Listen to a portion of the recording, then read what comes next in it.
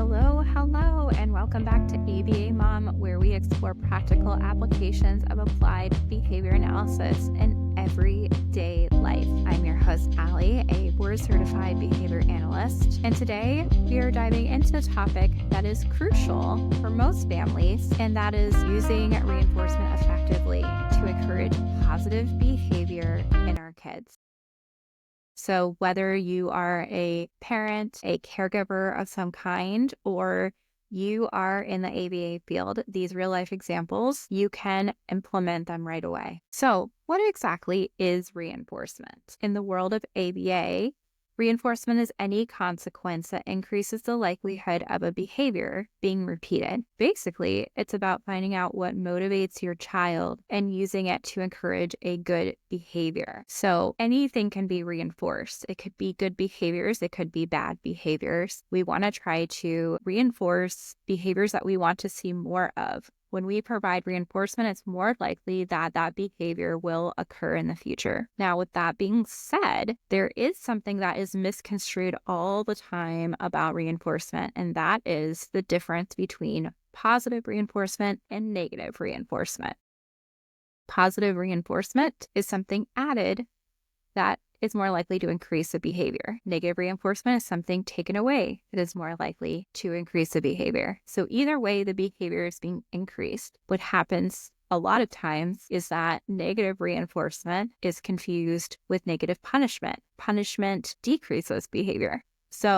But today we're talking about all the things that we can use to increase behavior and applying it to real life. So I'm going to share some of those real life scenarios based on my own parenting and what I have experienced and seen from other parents, so you can use reinforcement in your daily routines as well. So let's start with homework time. So homework time, that is not a fun time usually in my house.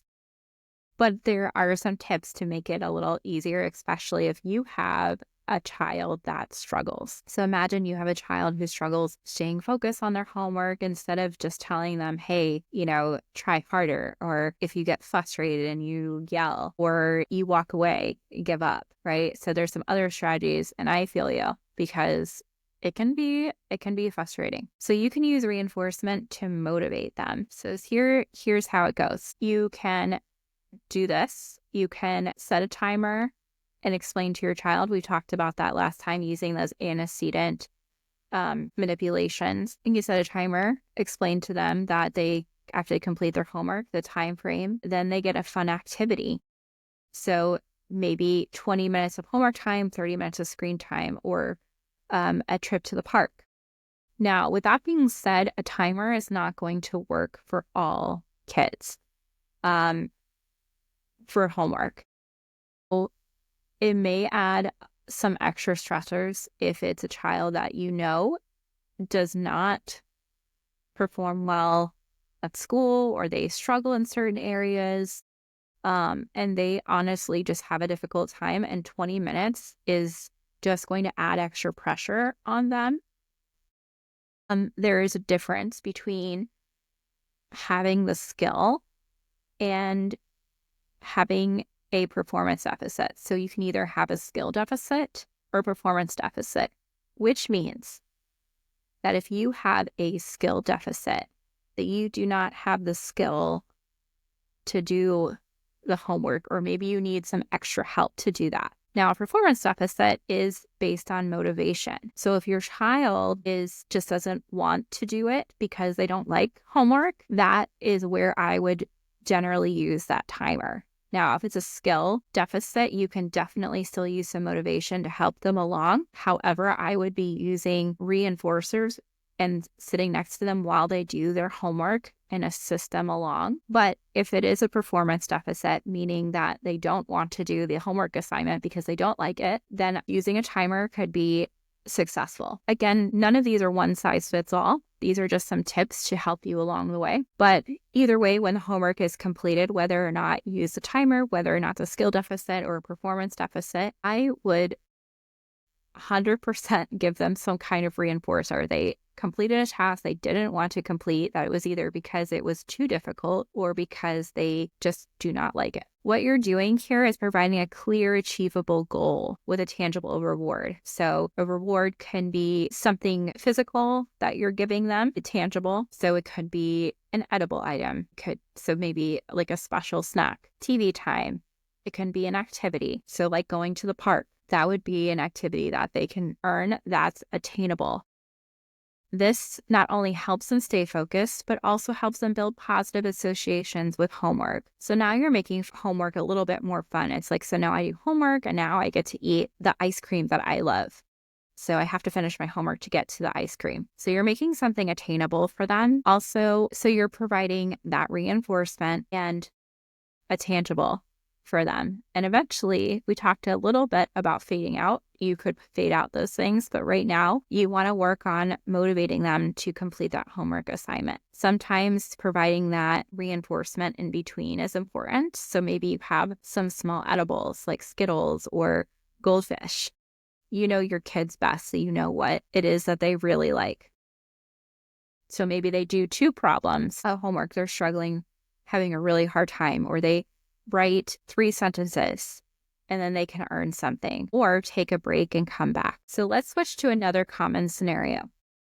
So another one is mealtime. So if you have a picky eater, I know many of us do, you might find it challenging sometimes at mealtime. So one strategy that you can use is to reinforce during meals. You could say if you try 1 bite of your broccoli per se, you can have a small piece of dessert afterwards. Here, the reinforcer is dessert, which can motivate your child to try new foods. The key is to keep reinforcement manageable and positive. So, and it doesn't necessarily have to be a dessert if you're trying out some new foods. I really don't like to push this one too hard because the bottom line is, are your kids eating? Sometimes I think there's bigger behaviors depending on the needs of your child.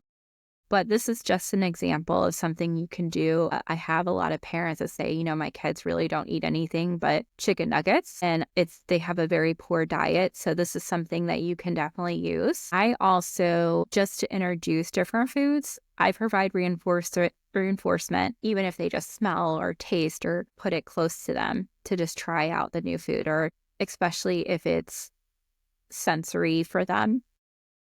So I would provide, small reinforcers for that. It doesn't necessarily have to be broccoli and it doesn't necessarily have to be dessert. So maybe they eat chicken nuggets all the time, but you would like to introduce them to a chicken leg, right? So maybe you take, smell the chicken leg, take a lick, maybe they take a bite.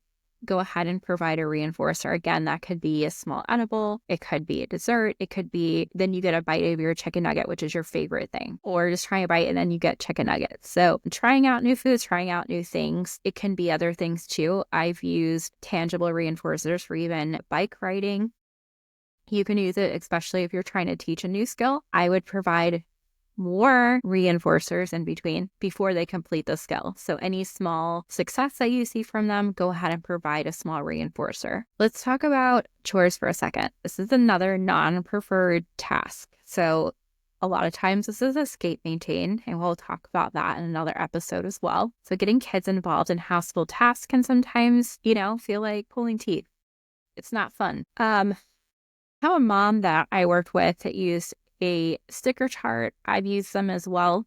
So every time the child completes a chore without being asked, they get a sticker.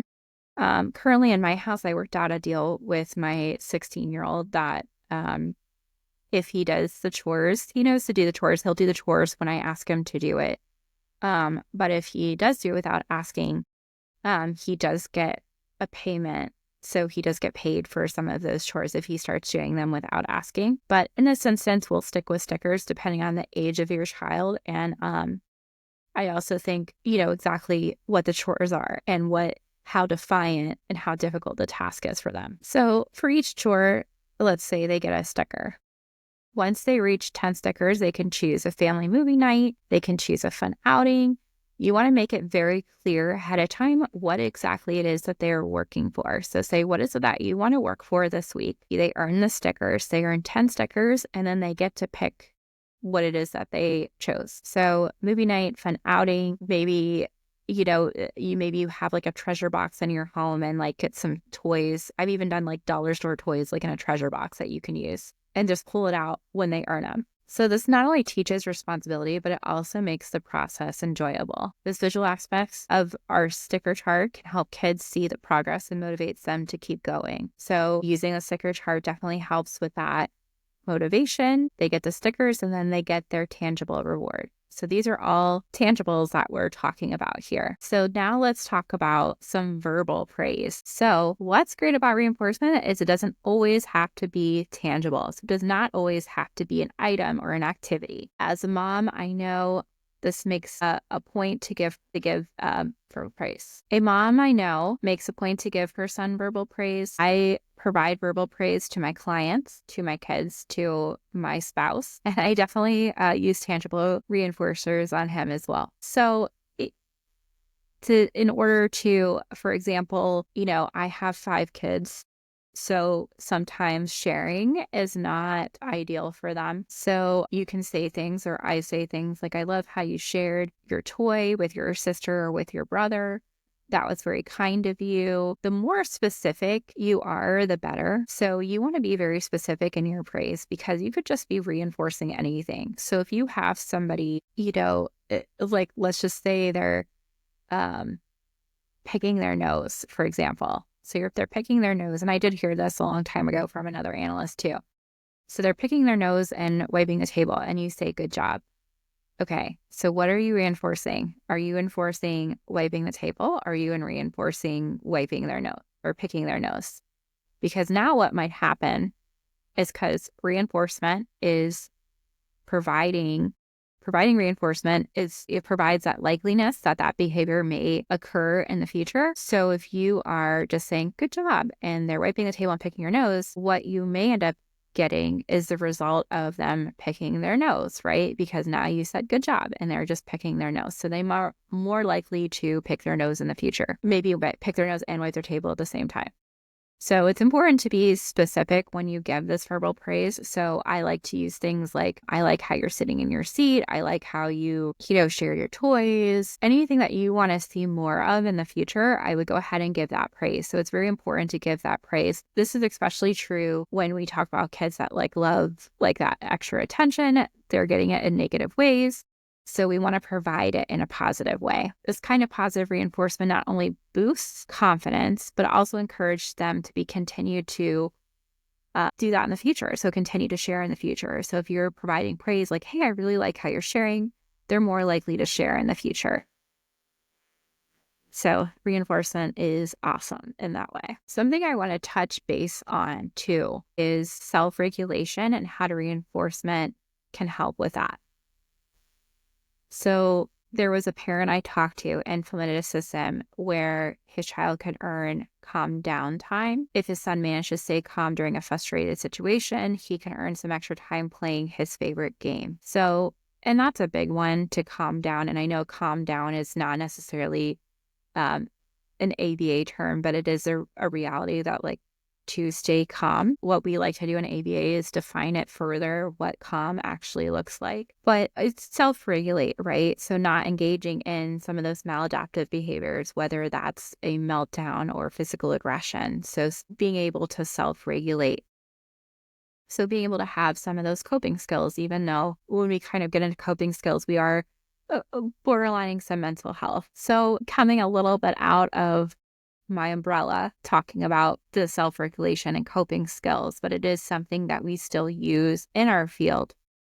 And a matter of fact, there is a curriculum called the ACTS curriculum, which uses some of those events to be able to self-regulate and coping skills and being able to let things go. So this teaches self-regulation when you're able to say, hey, when you're calm, then you can play your game. I am very cautious about this because I want to make sure we are not reinforcing, other behaviors. So if we're saying, okay, so I just had a tantrum. So now I can go play my game, right? Now I'm calm and I can go play my game. So I'm very slow to provide that reinforcement, but it does help to manage emotional regulation, right? Because it's like, okay, this is the behavior of being calm, right? So calm, which I'm defining as not engaging in maladaptive behavior. So, and now I get to play my game once I'm calm. So you are teaching that skill. I would still just be a little cautious on that,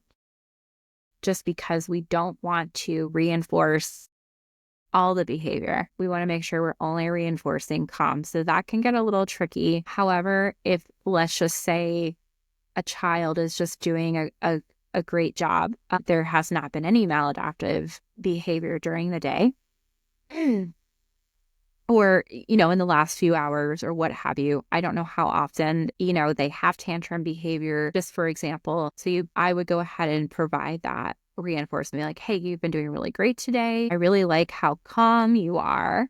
And then provide that reinforcer. So go ahead and provide that game or reward that they like for doing a great job staying calm. So again, we just want to make sure that we define it, and we are very slow to reinforce, make sure that we are not reinforcing the wrong thing. But we do want to see more of whatever else that behavior might be, right? So instead of having a tantrum, being able to ask for things, that would be a good example. And a good replacement behavior is like, I like how you use your words. I like how you're sitting. I like how you're doing this. So you want to reinforce it with positive praise. And then also you want to reinforce it, or I would probably reinforce with a tangible too, especially if that is something that they are really struggling with. I want to remind you that using reinforcement is all about understanding your child's needs and finding out what motivates them. So it's very important to find out what motivates them.